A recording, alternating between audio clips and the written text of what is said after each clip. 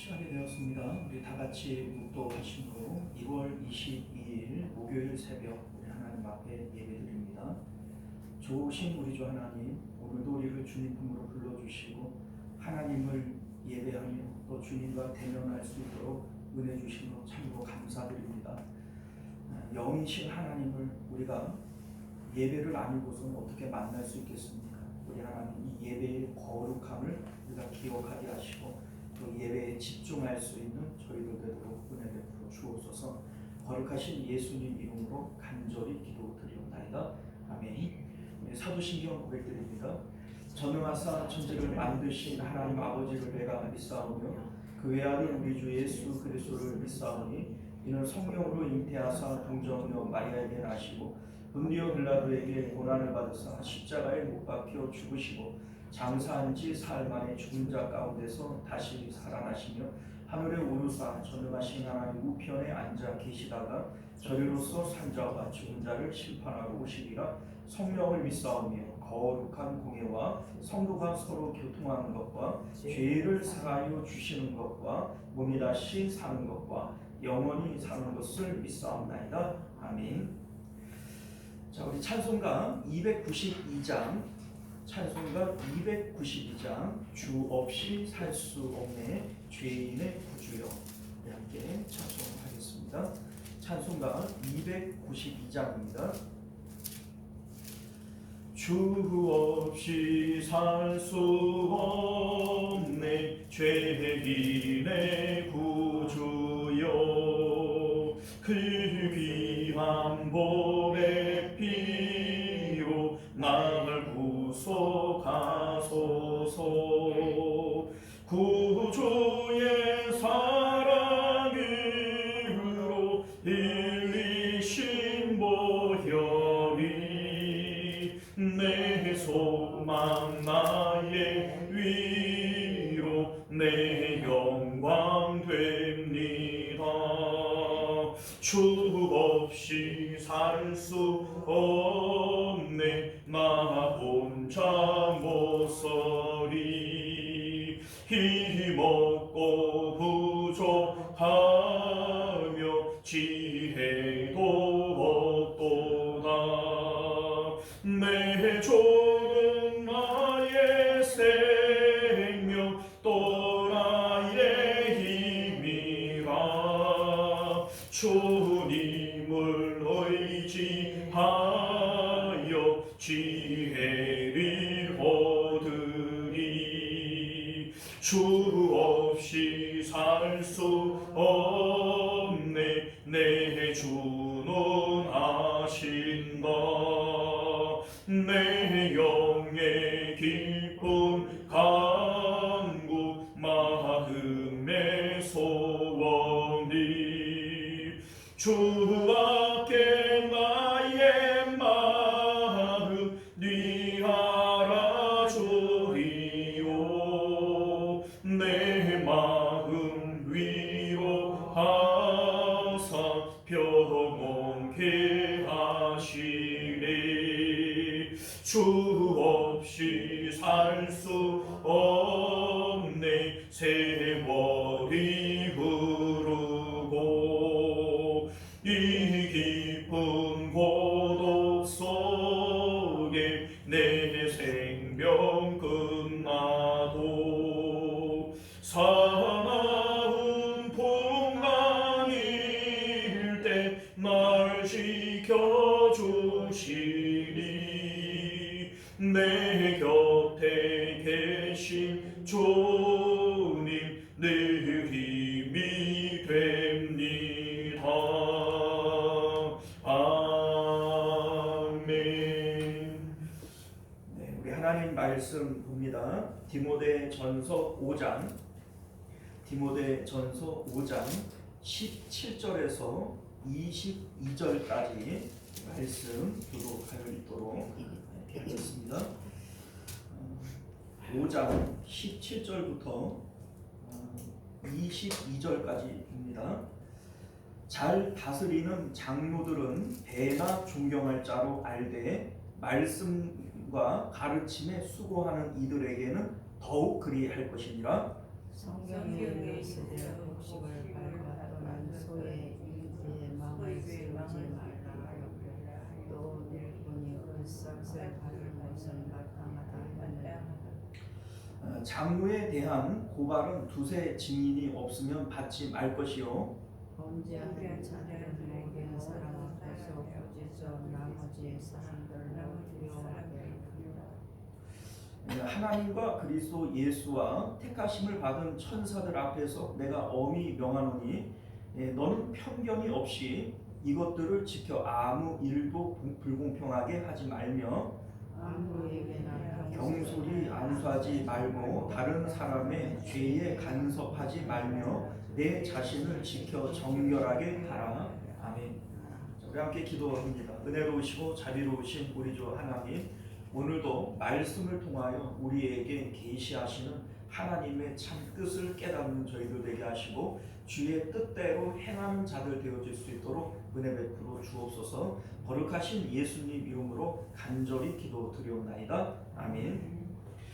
자, 오늘 우리는요 함께 읽은 본문의 말씀을 중심으로 경건한 교회를 위한 장로에 대한 가르침이라고 하는 제목으로 하나님 말씀 나누도록 하겠습니다. 경건한 교회를 위한 장로에 대한 가르침. 사도 바울은 앞서 1장 5절에서 복음의 목적이 무엇이냐 이 말씀을 하셨어요. 이 복음이 무엇을 위한 것이냐면 마음의 청결을 통해서 하나님 만나는 것이다. 이렇게 복음에 대한 말씀을 했고요. 그리고 하나님을 만나기 위해서, 그러니까 마음의 청결을 위해서 선한 양심도 필요하고 거짓 없는 믿음도 필요하다. 이러한 것들을 통해서 우리가 하나님을 만나게 되어질 때 증거로서 나타나는 것이 경건이다. 이런 말씀을 계속 이어왔던 것입니다. 자, 우리 이제 디모데 전서의 핵심 주제는 선한 싸움이에요. 그러니까 마음의 청결을 통하여 하나님 만나는 것이 우리가 끊임없이 싸워 나가야 할 선한 싸움의 내용이다라고 하는 것이고요. 그래서 우리 이제 앞에 3장에서 감독과 집사님에 대한 어떤 내용들을 봤지 않습니까? 자, 그리고 지난 5장 앞부분에서 참 과부에 대한 내용도 함께 살펴봤어요. 자, 그런데 이러한 내용들이 단순하게 이러이러한 사람들을 감독과 집사님으로 뽑아라 이런 얘기가 아니고 또 이러한 사람들이 참 가부이니 이 사람들을 구제해라 이런 내용이 아니라는 겁니다. 디모데 전서의 주제는 선한 싸움이에요. 그러니까 이 선한 싸움을 주제로 이 내용들을 봐야 되는 겁니다. 자, 그래서 감독과 집사님에 대한 이런 그 덕목들, 이것은요 단순하게 교회가 행정적인 어떤 일꾼들을 뽑을 때 이런 사람을 뽑아라 이게 아니에요. 먼저 선한 싸움을 싸우는 믿음의 선배들 가운데 세상 가운데에서는 그럴 사람이 없어요. 그런데 믿음의 선한 싸움을 싸우고 있는 자들 가운데에는 경건의 모습으로서 이런 그 모습들이 나타나게 될 거라는 겁니다. 그러면 이 사람들은 선한 싸움의 승리자들이고 선한 싸움의 선배들이기 때문에 교회가 이런 사람들을 직분자들로 뽑아서 많은 사람들에게 모범이 되게 하라라고 하는 것이 이 직분에 대한 저의였던 것을 여러분들 믿으실 수 있기를 바랍니다. 우리 이제 지난 그 참 가부를 구제하라라고 하는 이 내용도 역시 마찬가지예요. 뭐 참 가부, 뭐 60세 이상으로 도울 사람이 없는, 오늘날로 얘기하면 독거노인과 같은 이런 사람들을 교회가 구제해야 된다. 이게 아니에요, 여러분들. 그게 왜 아니냐면 여기서도 역시 감독과 집사님처럼 이들은 선한 싸움을 싸우고 있는 자들로서 그 경건의 모습이 그 이제 다른 성도들에게 모범이 되어지는 겁니다. 이러한 사람들을 교회가 존대해야 되고 또 이런 사람들을 교회가 구제함으로써 교회가 나아갈 바, 성도들이 나아갈 바가 무엇인 것을 그 모범적으로 보여주라는 겁니다.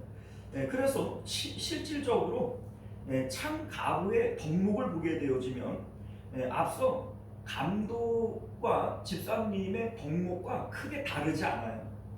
만약에 참 가부를 구제해라 라고 얘기를 할 것 같으면 굳이 이 뭐 가부가 어떤 사람이어야 된다 이런 얘기를 할 필요가 없죠. 가난하고 어렵고 힘든 사람을 구제하는 것이 목적이라면 이러한 내용을 덧붙일 이유가 없어요. 자, 이를테면 감독의 덕목은 한 아내의 남편이어야 한다 이렇게 되어져 있는데 참 가부의 덕목도 한 남편의 아내였던 자여야 한다 이런 얘기를 하고요. 또한 그 참 가부의 덕목을 보게 되어지면 나그네를 대접하며 성도들의 발을 씻으며 혹은 환난 당한 자들을 구제하며 선한 일을 행하는 자여야 할 것이다. 이게 참 가부의 덕목이라는 겁니다. 자, 그러니까 앞에 나오는 감독과 집사님의 덕목과 크게 다를 바가 없어요.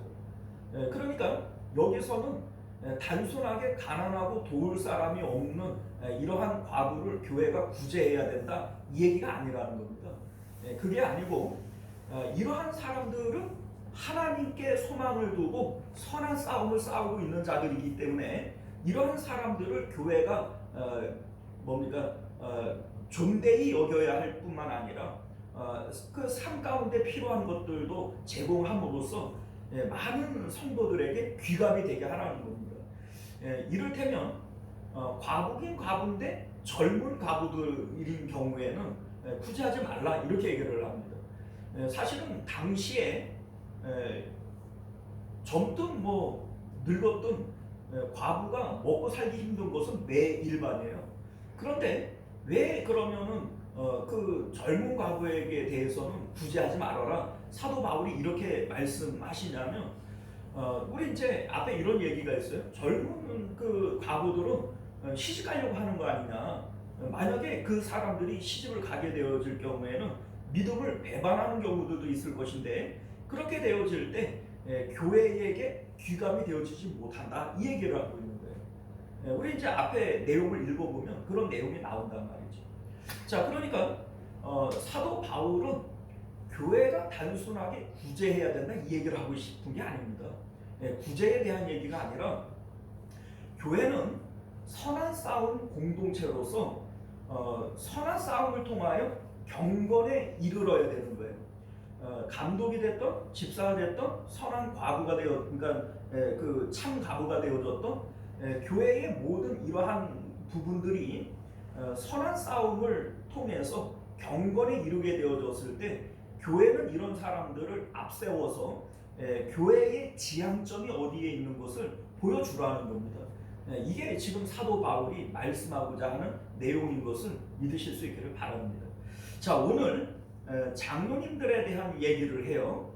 그런데 이 내용도 역시 마찬가지예요. 단순하게 뭐 교회 안에 이런 직분 저런 직분이 있는데 이런 사람들에게는 뭐 이렇게 대우해야 된다 이런 얘기가 아니라 선한 싸움이라고 하는 이러한 그 주제를 중심으로 왜 이들에게 이렇게 대우하라고 말씀하시는가 이 내용을 우리가 좀 염두에 두고 말씀을 봐야 한다는 것이죠. 자, 우리 17절 말씀을 보면요. 잘 다스리는 장로들은 배나 존경할 자로 알되 말씀과 가르침에 수고하는 이들에게는 더욱 그리할 것이니라 이런 말씀을 합니다. 자, 여기 이제 뭐 감독, 장로, 또 가르치는 장로 뭐 이러한 직분 체계들이 나오는데 오늘날 우리 이제 교회에 있는 직분 체계하고는 조금 달라요, 그죠? 지금 이제 이 디모데 전서가 디모데가 지금 어디에 있냐면 에베소 교회에 있어요. 근데 이제 에베소서의 사도 바울이 쓴 편지의 내용을 보게 되어지면 에베소서 4장 11절에 이런 말씀을 합니다. 그가 어떤 사람은 사도로, 어떤 사람은 선지자로, 어떤 사람은 복음 전하는 자로, 어떤 사람은 목사와 교사로 삼으셨으니. 자, 여기에 나오는 직분자들이 어떤 사람들이요? 사도, 선지자, 복음 전하는 자, 목사, 교사. 자, 그런데 이 사람들이 사실은 다 말씀을 가르치는 직분의 사람들입니다. 자, 그런데 오늘날은요, 교회 안에서 가르치는 직분을 가진 사람들이라고 얘기를 해봐야 목사, 전도사, 선교사 뭐 이 정도를 우리가 얘기할 수 있을 것 같아요. 자, 그러니까 오늘날 직분 체계와는 많이 달라요. 그런데 이제 오늘 본문에 장로님이 있는데 이 장로님 가운데에서 다스리는 장로님이 있고 또 가르치는 장로님이 있다, 이런 얘기를 합니다. 그러니까 뭐 오늘날로 우리가 얘기를 할 것 같으면 다스리는 장로님은 우리 이제 당회를 구성하는 이 장로님들을 얘기하는 것이고, 가르치는 장로님이라고 얘기를 할 것 같으면 오늘날 목사, 이제 목사님들을 얘기한다, 이렇게 볼 수가 있겠죠. 자, 그런데 17절의 말씀의 내용이 뭐냐면 장로님들을 존경할 자로 알아서 또 그 가운데 말씀을 가르치는 목사님들에게 더욱 존경할 자로 알아서 섬겨야 한다, 이 얘기를 하고 있는 거예요. 그리고 이제 18절을 보게 되어지면 성경에 일러스되 곡식을 밟아 떠는 소의 입에 망을 씌우지 말라 하였고 또 일꾼이 그 싹을 밟는 것은 마땅하다 하였느니라, 이런 말씀을 해요. 그러니까 이게 이제 소위 오늘날도 이제 목회자들에게 교회가 사례금을 주어서 그것으로 이제 특별하게 다른 일을 하지 않고 목회에 전념할 수 있도록 그렇게 배려하지 않습니까? 그런데 이러한 일이 마땅하다, 이렇게 지금 사도 바울이 말씀하고 있는 거예요. 자, 근데 뭐 요새 이렇게 보면은 큰 교회들 같은 경우에는 이제 교회 전체 재정 가운데 교역자의 사례비가 차지하는 비중이 그렇게 크지 않을 수 있어요. 그런데 뭐 우리 교회처럼 작은 교회들 같은 경우에는 뭐 1년 전체 예산 가운데 뭐 3분의 1, 뭐 우리보다도 더 작은 교회는 2분의 1, 뭐 진짜 뭐 개척교회 같은 경우에는 교회의 재정 뭐 대부분이 목회자의 사례금으로 들어가 버리고 맙니다. 자, 그런데 생각해 보면 옛날에는 성경이 귀했잖아요. 그리고 이제 성도들의 문맹률이 되게 높았고, 그래서 스스로 성경을 통해서 뭐 말씀을 공부하고 읽고 깨닫고 이렇게 하는 일들이 어려웠단 말이죠.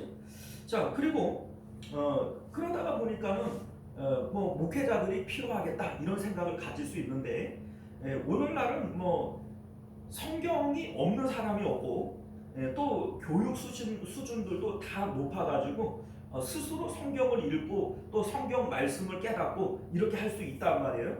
자, 그리고 뭐 인터넷이나 또 라디오나 또 TV를 통해서 교회의 예배나 또 큰 교회의 목사님들의 설교가 얼마든지 들을 수 있단 말이에요. 그럼에도 불구하고 오늘날 그러면 교회가 그 이제 따로 목사를 두어서 이렇게 그 사례금을 줘가면서 교회를 운영할 필요가 있겠나, 이런 생각을 우리가 합리적으로 해볼 수 있지 않겠습니까? 자, 그런데 왜 사도 바울은 이러한 일들을 마땅하다, 합당하다, 이렇게 얘기를 하는 걸까?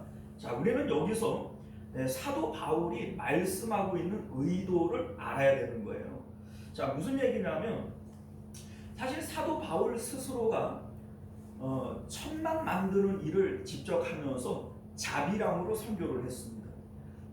그리고 또 뭐 물론 빌립보 교회와 같은 곳에서 선교비를 받기도 했지만 실질적으로 사도 바울은 사례금을 받는 것에 구애를 받지 않고 사역을 했다는 것이죠.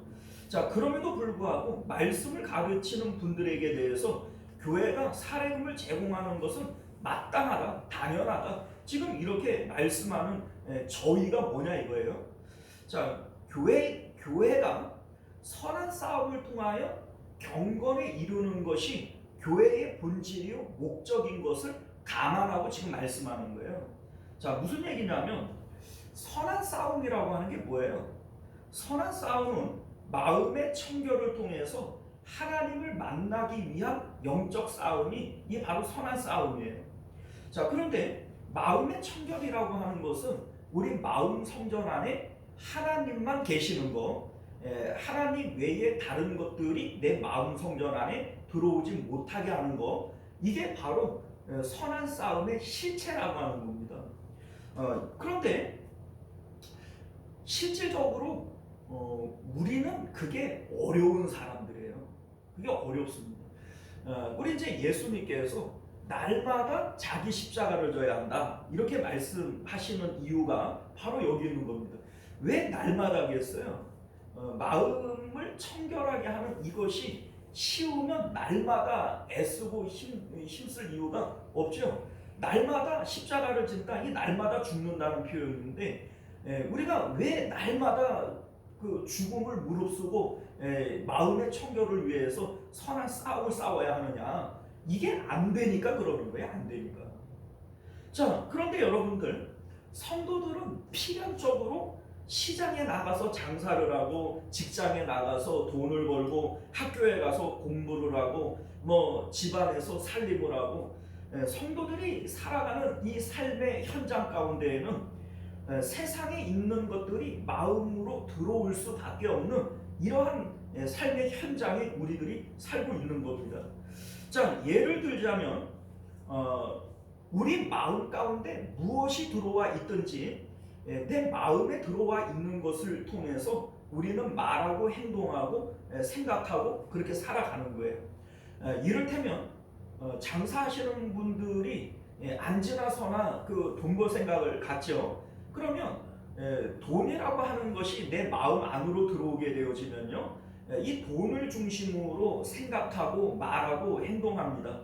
어떻게 하면 돈을 벌까? 이렇게 하는 게 돈이 되냐? 저렇게 하는 게 돈이 되냐? 모든 것의 중심이 뭐가 되어져요? 돈이 되어져요. 자녀들을 양육하는 부모들의 입장에서 보게 되어지면 앉으나 서나 누구 생각해요? 자식 생각하는 거예요. 그러니까 마음에 들어온 것, 그러니까는 내 마음의 첫 번째 관심의 대상이 그게 내 생각과 말과 행동을 지배하게 되어져 있는 겁니다.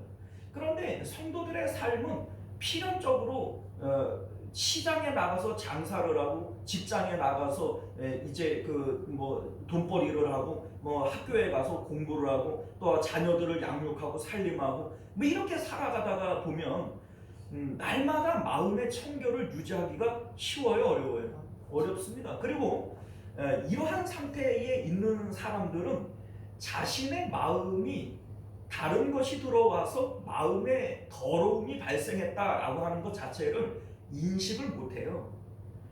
자기가 그렇다라고 하는 걸 자기가 알아요? 그건 몰라요. 자, 그러니까 뭐 이를테면은 이렇게 한번 생각을 해볼까요? 사업을 하는 사장님이 있다고 칩시다. 이제 이 사장님이 요번에 큰 프로젝트를 이제 사업을 벌이면서 대출을 얻어가지고서는 이 사업을 키웠어요. 이제 크게 만들었어요. 그러니까 이 사업이 잘못되면 쫄딱 망하는 거예요. 그만큼 모든 생각이 어디에 집중되어져 있어요? 사업에 집중되어져 있어요. 그러면 이 사업을 하는 이 사장님, 이 집사님이 하나님의 말씀을 보더라도, 기도를 하더라도 마음의 청결을 위해서 내 마음 가운데 사업이 아닌, 또 직장이 아닌, 뭐 우리 가정이 아닌 하나님만 내 마음에 들어오셔야 됩니다. 이렇게 기도하기가 쉽겠어요? 하나님, 어떻게 하든지 이 사업 이번에는 잘 돼야 됩니다. 이렇게 기도를 하겠어요? 그건 뭐 불을 보듯 뻔한 겁니다. 자, 그러니까 실질적으로 이게 마음의 더러움의 상태고, 이것은 영적 선한 싸움에서 이미 실패한 거란 말이에요. 그런데 이 상태에서 내가 성경을 보고 기도를 한다라고 치면 사람은요, 마음에 내가 들어와 있는 그것을 통해서 생각하고 말하고 행동한다고 그랬잖아요. 그런데 지금 내 마음에 뭐가 들어와 있어요? 사업이 들어와 있죠. 그러면 말씀을 읽을 때에도 뭘로 해석을 하겠어요? 이 사업으로 해석을 하는 거예요. 그래서 어떤 성경 구절이 자꾸 눈에 들어오냐면, 할 수 있거든이 무슨 말이냐, 믿는 자에게는 능치 못함이 없느니라, 하나님께 부르짖어라 그리하면 응답하겠고, 뭐 이러한 구절들만 자꾸 눈에 들어오는 거예요. 하나님 앞에 무엇이든지 구하면 내가 곧 시행하리라, 뭐 이러한 말씀들의 의미가 본래 그런 의미가 아니죠. 그런 의미가 아님에도 불구하고 나는 그렇게 보이는 거예요. 그렇게 믿고 있는 거예요. 그리고 그것을 뭐 조금도 의심하지 않고 그렇게 그냥 믿어버리는 거예요. 그러니까 이게 신앙생활이 되겠어요? 이게 처보다 안 되는 거예요. 그래서 오늘 말씀 가운데 교회는요, 가르치는 장로이 목사님이죠. 이 목사님에게 뭔가 사례금을 주어서 이제 생활할 수 있도록 해라, 이렇게 말씀하시는 이유가 어디에 있냐면, 목사님들이 사실 만약에 교회에서 사례금을 주지를 않아요. 그래서 나가서 뭐 처자식을 먹여 살리려고 돈벌이를 한다고 칩시다. 그러면 그래도 목사님들이니까는 세상에 나가서 돈벌이를 하고 일을 해도 그 마음의 청결을 유지할 수 있겠지? 아니라는 겁니다. 목사도 똑같은 사람이기 때문에 나가서 직장에서 돈벌이를 하고 시장에 나가서 장사를 하고 일을 하면 그게 내 마음에 들어오게 되어져 있지, 그 마음 가운데 마음의 청결, 하나님만이 내 마음에 들어오도록 하는 것이 목사도 어려운 거예요. 이게 안 되는 겁니다. 그러니까 성경은 말씀을 가르치는 자는 기도와 말씀에 전무할 수 있도록 교회가 그들에게 먹을 것을 제공하고 사용할 이 생활비를 제공해서 말씀과 기도에 전무할 수 있도록 그렇게 해줘야 된다. 이게 마땅하다. 사도 바울은 지금 그 얘기를 하고 싶은 겁니다. 그렇게 얘기를 하면서 우리 이제 18절 말씀을 보게 되어지면 뭐라고 돼 있어요?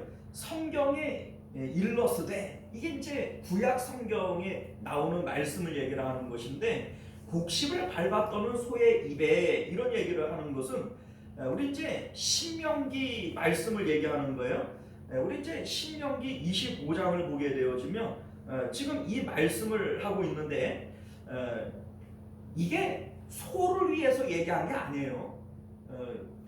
곡식을 밟았더는 소의 입에 마음을 씌우지 말라, 이게 소를 위해서 하는 얘기겠어요? 이게 소를 위한 얘기가 아니라 하나님의 일꾼들에 대한 얘기를 하고 있는 겁니다. 그래서 구약 시대에도 하나님께서 레위인들, 제사장들, 이러한 사람들에게는 땅을 분배하지 않았어요. 땅을 분배하지 않고 12지파가 11조를 내게 하여서 이 11조가 그들의 분깃이 되게 했다는 겁니다. 자, 그러니까 레위인들, 제사장들, 성전에서 일하는 사람들의 마음은 마음을 다하고 목숨을 다하여서 누구만 마음이 있어야 돼요? 하나님만 있어야 돼요. 이게 성전 종사자들의 마음의 상태여야 된다는 겁니다. 그런데 이들에게도 똑같이 뭐 땅을 나눠주고 세상에서 그 뭡니까 직장 생활하고 장사하게 하고 그렇게 살아가게 하면은 하나님께 드려야 할 마음이 하나님께 가지를 못하게 되어지는 거예요. 그러니까 하나님께서 이들에게는 땅을 주지 않았고 12지파가 10분의 1, 11조를 내게 해서 그게 이 제사장들의 분깃이 되게 했다라는 겁니다. 그러니까 이것이 성경적이라는 거예요. 이게 성경적이다, 그래서 마땅하니라, 이렇게 지금 말씀하고 있는 것임을 믿으실 수 있기를 바랍니다. 자, 그런데 여러분들, 예수님께서도 성전 청결 사건 때에 이런 말씀을 하시잖아요. 대제사장과 이 사두개인들을 향해서 하나님의 성전을 강도의 구렬로 만들었다. 자, 이게 무슨 얘기예요? 원래 대제사장이나 이 제사장들, 이 사두개인들이 이제 제사장 계급이거든요. 그런데 이 제사장들은 하나님께서 생업에 종사하지 말고 오직 하나님께만 마음을 드리도록 그렇게 이제 허락하신 존재들이잖아요. 그런데 그 마음 가운데 돈에 대한 집착이 생겨난 거예요. 그래서 그 장사하는 거, 그 이제 돈 바꾸는 거, 이러한 것들을 통해서 하나님의 성전을 강도의 구렬로 만들었다. 이게 단순하게 건물로서의 성전만을 얘기하는 것이 아니라 지금 제사장들의 마음이 마음 성전이 강도의 구렬이 되어져 있는 상태를 말하고 있는 거예요. 그래서 예수님께서 성전 청결 사건 이후에 이제 나오면서 제자들에게 뭐라고 얘기를 하냐면 성전의 돌이 도리의 돌 하나도 남김없이 무너지게 될 것이다. 이런 말씀을 하셨다는 겁니다. 자, 이게 뭘 얘기를 하냐면 여러분들 역사 이래에 제1성전인 솔로몬 성전이 무너지고 제2성전인 스룹바벨 성전이 무너지고 그리고 지금 예수님 당시에 제3성전인 헤롯 성전이 무너질 것을 얘기를 해요. 그런데 이러한 성전이 파괴되어지고 무너지기 이전에는 반드시 무엇이 먼저 있었냐면 선민의 마음 성전이 망가지고 무너지는 이런 일들이 먼저 있었다는 겁니다. 그러니까 선민의 마음 성전이 무너지게 되어질 때 건물로서의 성전도 하나님께서 파괴되어지도록 하셨다는 것이고요. 그리고 선민의 마음 성전이 망가지기 이전에 제사장들의 마음 성전이 먼저 부패하고 망가졌다는 겁니다.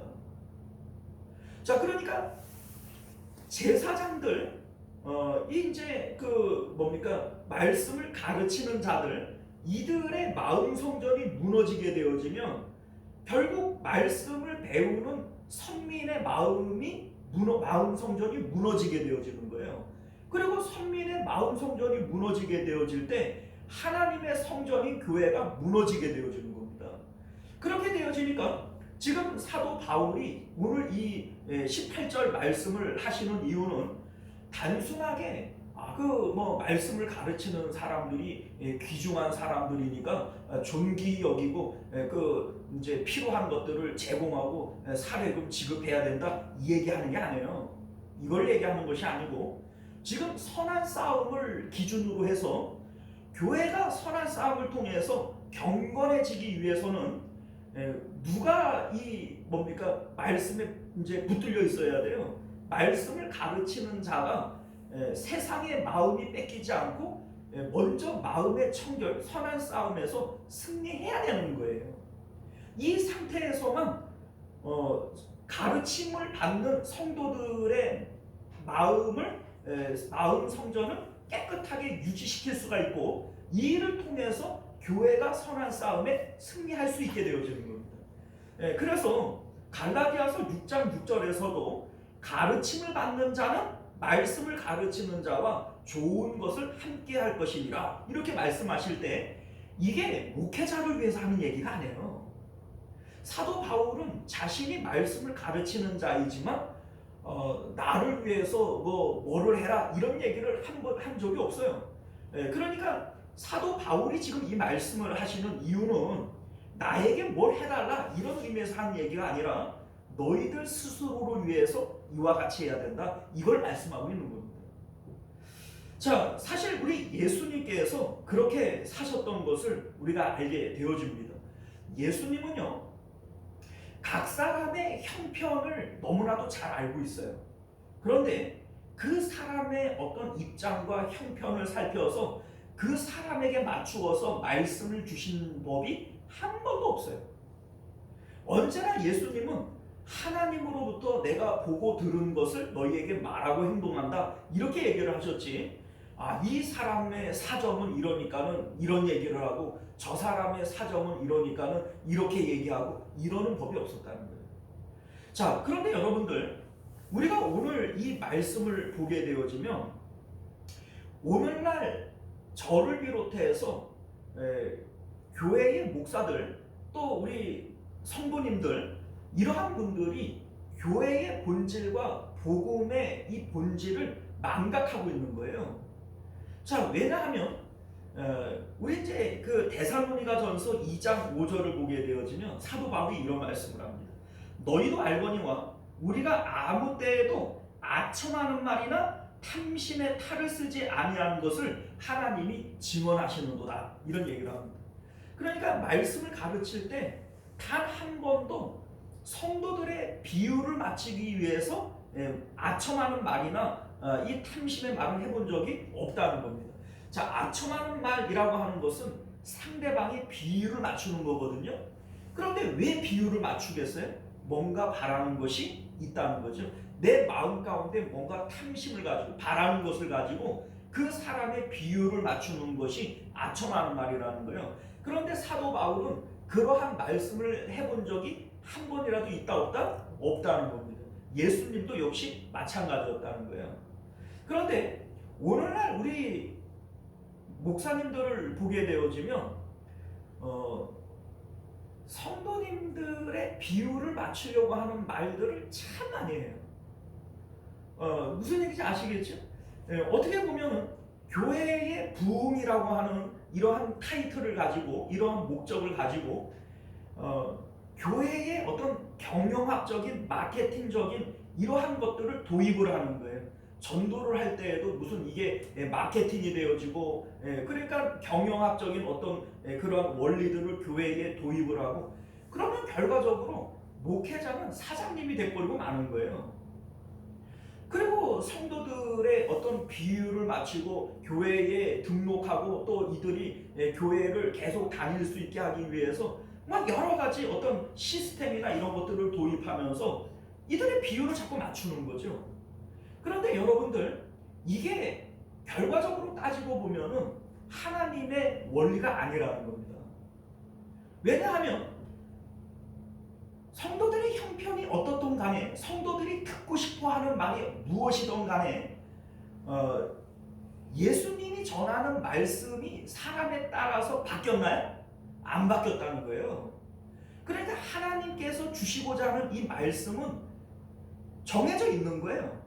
그런데 성도들의 눈치를 보고 아첨하는 사람, 이러한 그 사람들에게는 이 말씀이 온전히 전해줄 수가 없게 되어지는 것이죠.